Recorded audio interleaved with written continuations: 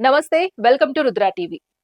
Covid curfew సమయంలో shop తెరిచి ఉంచారనే ఆరోపణలతో పోలీసులు జయరాజ్ను స్టేషన్కు తీసుకువెళ్లగా ఆయనను విడిపించేందుకు వచ్చిన కుమారుడు బెనిక్స్ తో వాగ్వాదం చోటు చేసుకుంది. ఆ తర్వాత తండ్రి కొడుకులను రాత్రంతా పోలీస్ స్టేషన్లో అమానుషంగా చిత్రహింసలకు గురిచేశారు.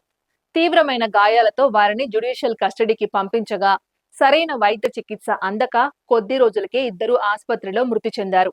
ఈ సాతాన్కులం లాకప్ డెత్ ఘటన దేశవ్యాప్తంగా ఆగ్రహాన్ని రేపగా తమిళనాడులోని తుత్తుకూడి జిల్లా సాతాన్కులం పోలీస్ స్టేషన్లో జరిగిన ఈ సంఘటన భారత న్యాయ వ్యవస్థ, పోలీస్ వ్యవస్థపై తీవ్రమైన ప్రశ్నలు లేవనెత్తింది.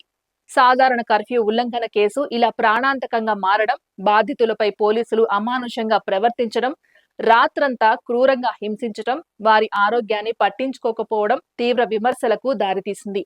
ఘటన వెలుగులోకి వచ్చిన వెంటనే దేశవ్యాప్తంగా నిరసనలు వెల్లువెత్తగా ఈ కేసును మొదట స్థానిక పోలీసులు నమోదు చేసి తర్వాత సిబిసిఐడికి, అక్కడి నుంచి సిబిఐకి బదిలీ చేయడం జరిగింది.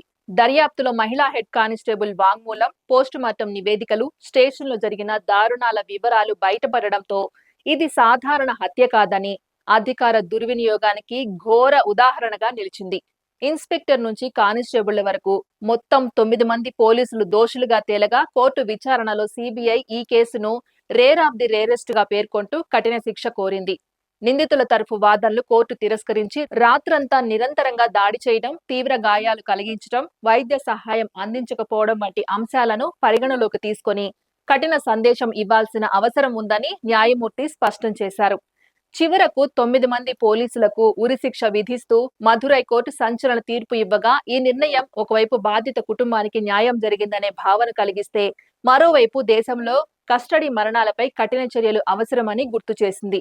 ప్రజల రక్షణ కోసం ఉన్న పోలీస్ వ్యవస్థపై నమ్మకం నిలుపుకోవాలంటే ఇలాంటి ఘటనలు పునరావృతం కాకుండా సంస్కరణలు అవసరమని నిపుణులు సూచిస్తున్నారు. ఈ కేసు భవిష్యత్తులో ఇలాంటి దురాఘాతాలకు అడ్డుకట్ట వేయగల మైలురాయిగా నిలుస్తుందా లేదా అన్నది ఇకపై ప్రభుత్వాలు, న్యాయ వ్యవస్థ తీసుకునే చర్యలపై ఆధారపడి ఉంటుంది. ఇది ఇవాల్టి అప్డేట్. మరో అప్డేట్ తో మళ్ళీ కలుద్దాం. అంతవరకు చూస్తూనే ఉండండి రుద్రా టీవీ.